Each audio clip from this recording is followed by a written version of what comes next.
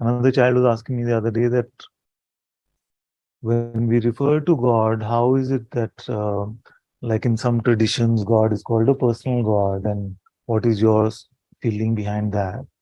So I said that many times we may come to a conclusion that the absolute or awareness or even beingness is just like a force of nature, like gravity. You see?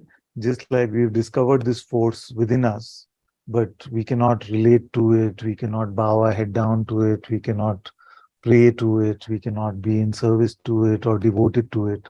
It is just not true.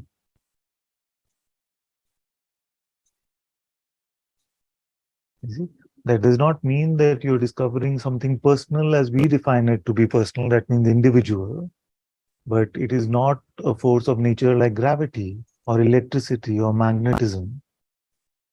God is the supreme intelligence from which all the functioning of this universe sprouts out of.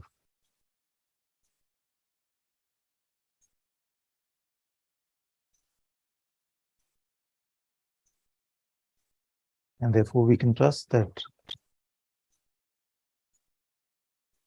when we bow down and we pray to God, or when we long in our heart for God, our prayer is being heard.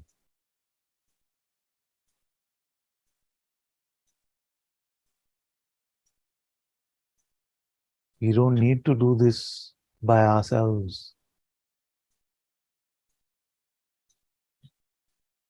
We don't need to check on our progress. We don't need to push ourselves along the spiritual ladder. We don't need to fix our energies. We don't need to fix any of this. Otherwise, our discovery would be a complete lie. Have we found God or no? You see? That is the question. Have we found God or no? And if we have found God, then what are we doing? It's like we found the fastest escalator in the world and we're still trying to run.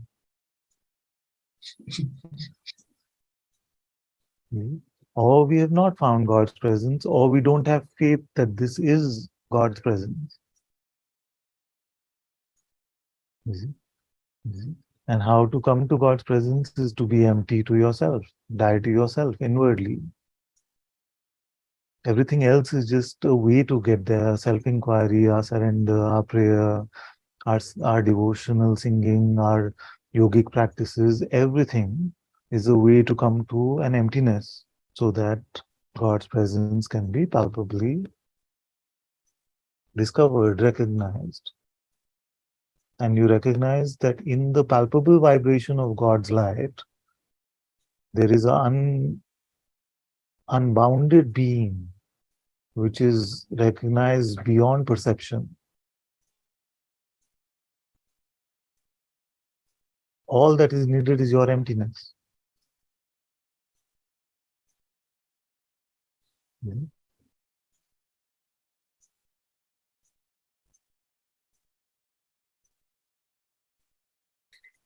And can you start a moment not being empty?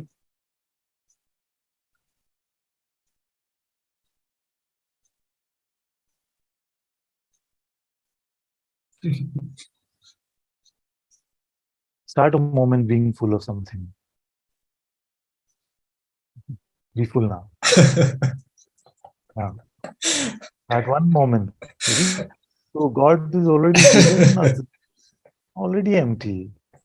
Now it is completely our prerogative where we go.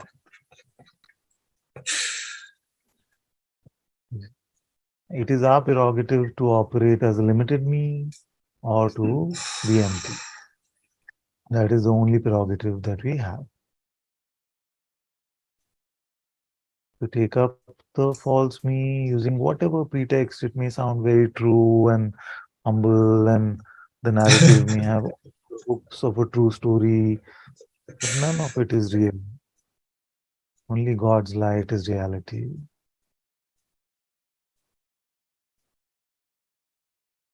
And this is moment to moment, moment to moment.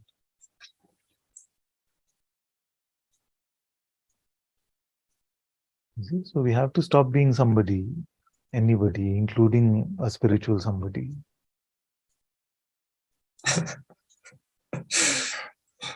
And that is naturally what you are, a nobody.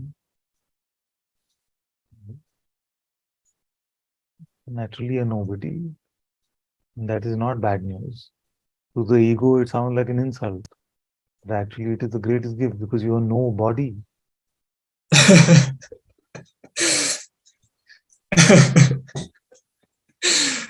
The master's only attempt is to help you come to your nobody-ness.